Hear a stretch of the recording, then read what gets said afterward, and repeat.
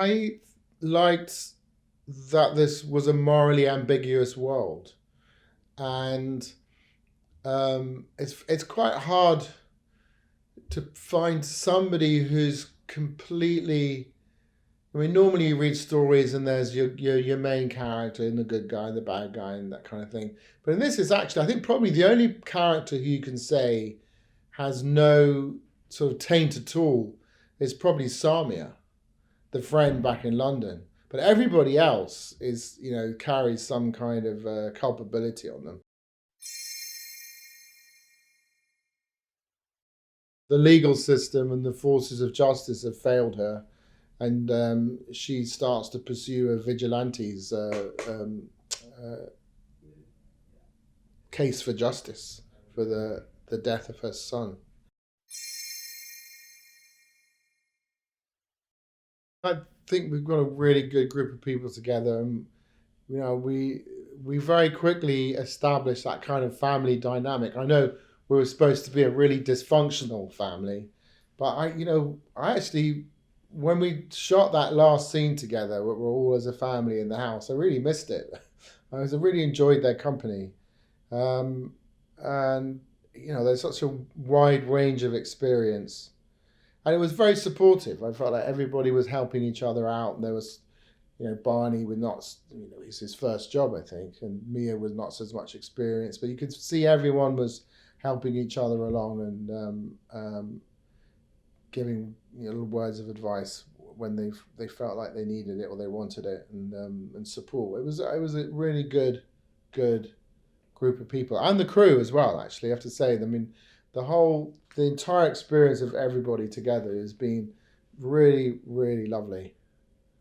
You don't always say that, but they're very good natured, and the morale has been really good, and that is because it comes from the top. So that's all back to Dome.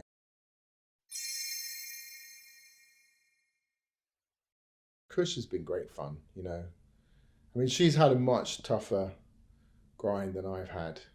And also, I mean, and also, you play parts like that, you've got to keep your head in such a depressing state. It's really hard to do. And I was kind of surprised at how easily she can jump out of that and be very silly and funny. But at the same time, you want to respect her need for that space around her for her to be able to conjure up what she has to conjure up. And she's just got a very, very easy facility being able to take herself to incredibly emotional places.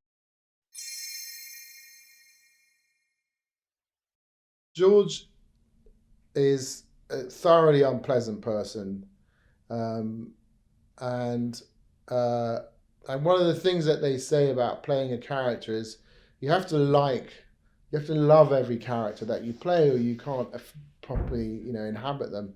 There's really not a lot that you can love about George Rattery, but he does love himself exclusively, and so I could enjoy that. How deeply in love with himself he is. He doesn't have that essential element of civility about him, where he can live in a cooperatively with other people, where he cares about other people. It's just totally about how he feels, how other people make him feel, whether they make him feel good or not, and if they do, then he values them, and if they don't, then he discards them, and that's a sort of, that kind of level of selfishness is beastly.